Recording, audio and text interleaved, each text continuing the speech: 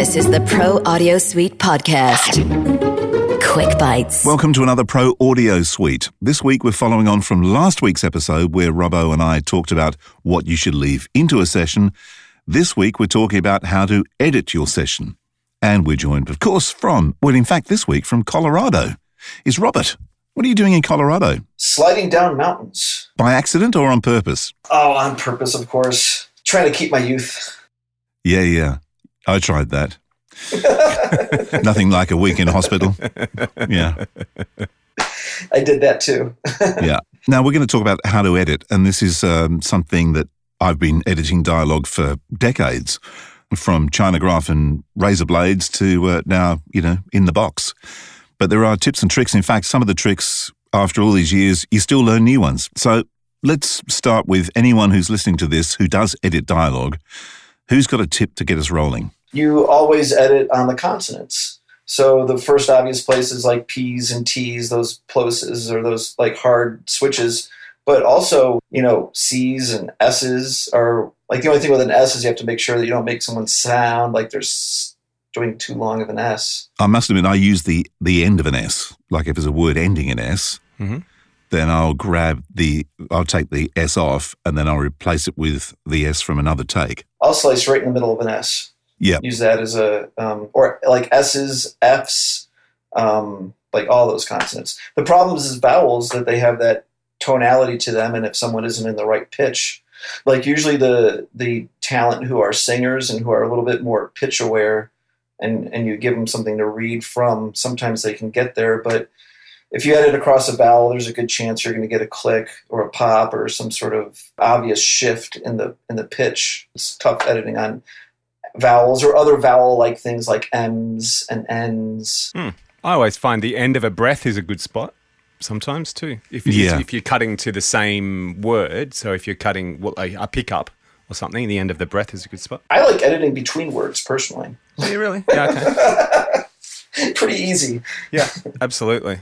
I actually, because I do the editing of this show, so by the time this goes to air, there's been a bit of a haircut, and I will try and edit in the middle of a word. I'll just find, a syllable or something that I can jump into.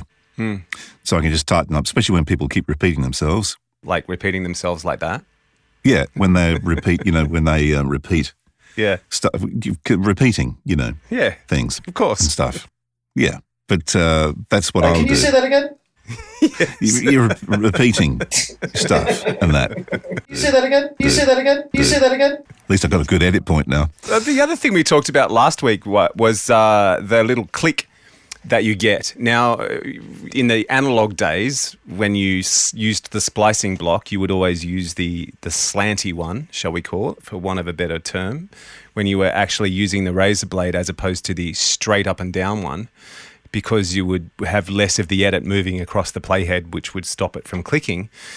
Interesting conversation Andrew and I had last week, Robert, about clicking when you're cutting a digital track. You still get that. And I was talking about how my workflow is, once I've finished my dialogue edit in Pro Tools, I highlight all the dialogue. Throw a bunch of fades on it. Yeah, just hit the F button and I've got it set up to automatically set up, I think it's a 13-frame fade in and out. Oh, I do 3 millisecond. Do you? Okay, well, there you go. So interesting, though. Yeah. But Andrew's question to me was, what causes the click? And to be honest with you, digitally, I couldn't really answer that because there's nothing mechanically moving across a head. Do you have an answer to that one? Sure. So first of all, the slant edit on the splicing block is really the same as a crossfade for the digital audio workstation. But usually clicks come from, at least I've found often the clicks come from some sort of low frequency thing. So for instance, a mic without a high pass filter, and now there's something way down there that you don't hear, and then it clicks on the edit. And usually a great place you can find that, I don't know, Robbo, do you scrub a lot when you edit, or are you pretty much visual? I scrub all the time. Yep. So do you notice that when you go in and out of scrub, if someone doesn't have a high pass filter, you get a big click when you enter scrub? Yes. Right. So that's basically a low frequency junk. Okay. You're just crashing into something. I think that's probably what that click is. I'm trying to think of another one. The other place I've seen edits and clicks are back in the day when we had a CRT TV in our booth for people to read along with music, and the CRT would kick out like 14K. And then that constant frequency, and then you're editing between it, but you get a break in that 14K or that really high frequency tone that you don't normally hear because we're all deaf at this point. Yeah. So, but that can also cause a click, you know. What I found interesting with that click when I mentioned it to Robbo yesterday was that it depended on what mic I was using. If I was using like a large diaphragm, say a tube mic, I will get that click. But if I'm using something that's obviously very quiet, I don't get the click, which is weird. I think it's low frequency noise. That's what I think it is. But it's hard to know what else it would be. It could be, like I said, high frequency noise, but something consistent that's getting not edited evenly, you know, like a waveform being broken, essentially. It's a head scratcher because it used to drive me insane when I was doing like a long form read and then I was doing the edit. I'd end up with a click. Talking about breaths then, and considering we're talking about editing, to de-breath or not to de-breath, the big question.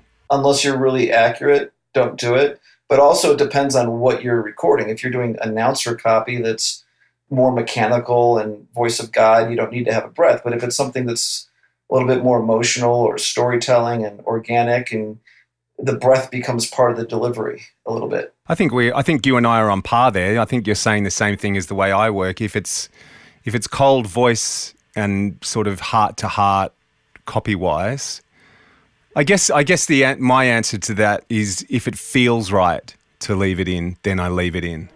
If it's a radio spot and it's someone talking to me about something emotional in an emotional way and you want it to sound completely human, then I will leave the breaths in. If they're loud and do sort of get in your headspace a bit, I'll just use a gate to sort of duck them a little bit as opposed to take them out completely. But then if it's a screaming, you know, rip and read, you know. There's no time to breathe in the first place. That's right. So I'll whip them out. But yeah, for me, it depends on the spot. They can be too loud, but here's a funny thing about breaths. The Macintosh, at least I know this one for sure, you can type stuff into text edit and then you can have the Mac read it out to you. I don't know if you're familiar with that. You can just say, they put breaths in there. Yeah, right. They so do. it sounds human. They really do. Yeah, exactly. I never played with that. Yeah, that's interesting. There you go. But the one thing I would say is that if you are going to edit the breaths out, be accurate about it. Yes. Nothing's more annoying than a half-sliced breath. Yeah. It just makes the edit really obvious. Or too tight, where there's been a breath and it's been cut together too tightly and it just jumps like a jump. Or the double breath. Or the double breath. There's another good one. Yes. Well, when I'm editing this show, that's what I look for. Is I come on the back of a breath, or if the breath is really tight and I'm trying to jump between, like if someone fluffs something and I grab the next take of that line, and then I'm trying to match it up, then I will leave the gap where the breath was, but then do a fade, or add some room noise so the breath is gone. Yep. Does that make sense? Yeah, absolutely. Yeah. Well, here's one that, since we're on the subject of editing, to throw back to Robert that you and I talked about last week. Let's get Robert's view on this one. I was saying last week, Robert, that I prefer, if someone's sending me voiceovers and I'm not directing, I would prefer them to send me the whole session, nothing chopped out, even if it's too long, too short, whatever, or you fluffed up, whatever. Just send me the whole lot, because then it gives me some options. Do you work like that? How do you prefer your sessions to turn up? When they're unsupervised and I'm just getting something that I don't know what I'm going to get. Yep. I rather cut everything out, although it'd be nice to get notes with times of where things that I need are, depending on how long it is. Yep. But sometimes you never know. Like, you just need to make a word plural, or you need to change something, and some word in the banter before the session even starts is actually useful. That's right. How many times do you go back to, the pre-record chat before you've started putting the spot down and pinch a word or even part of a word to make something else in the actual session? Yeah, absolutely. Oh, especially when something is, like plural, and you read it as singular, and then you doing the cut, and it's like, oh, great. So I forgot the S. Yeah. I can't tell you how many times that's happened. grab an S or the end of a word from something, or they change the copy.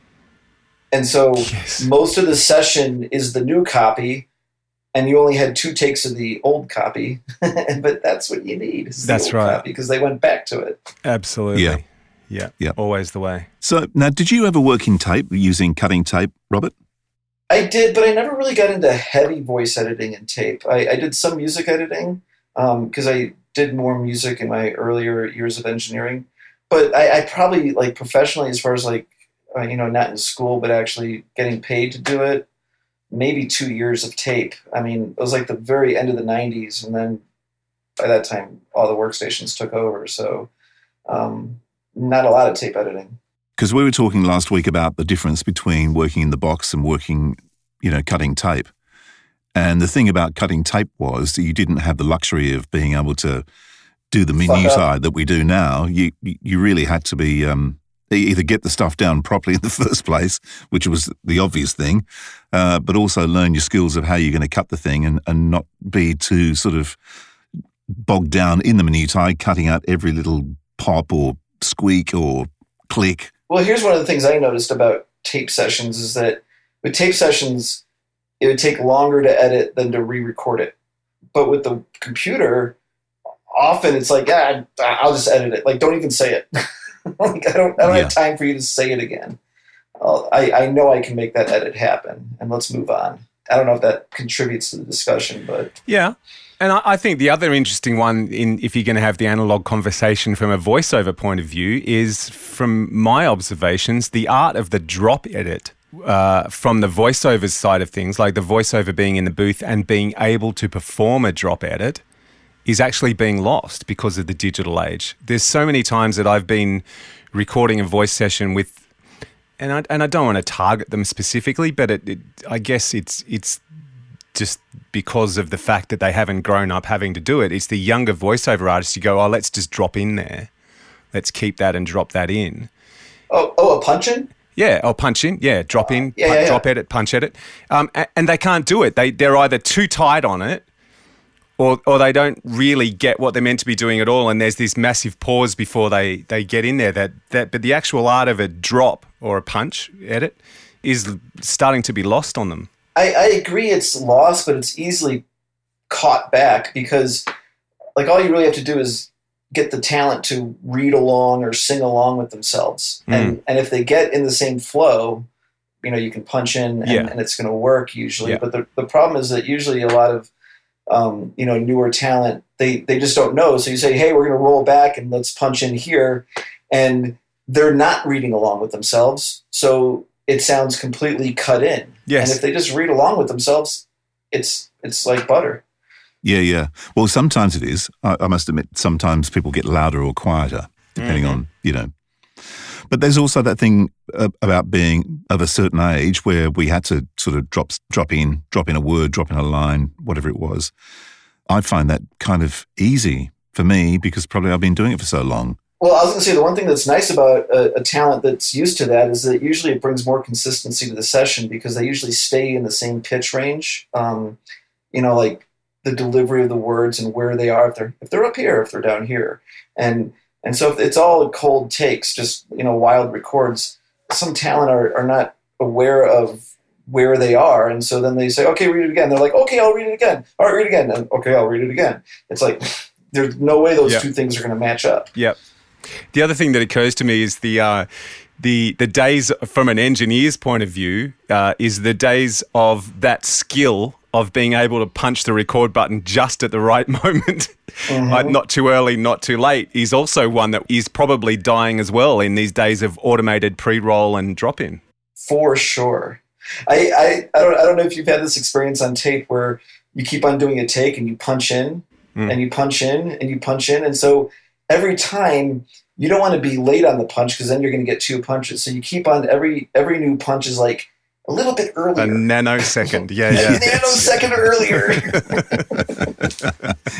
Yes, indeed. Yeah. Skills, I guess, that, one day will probably be long forgotten, but... Well, I reckon, I think now it's probably more important to be consistent with your delivery than probably ever before. Yeah.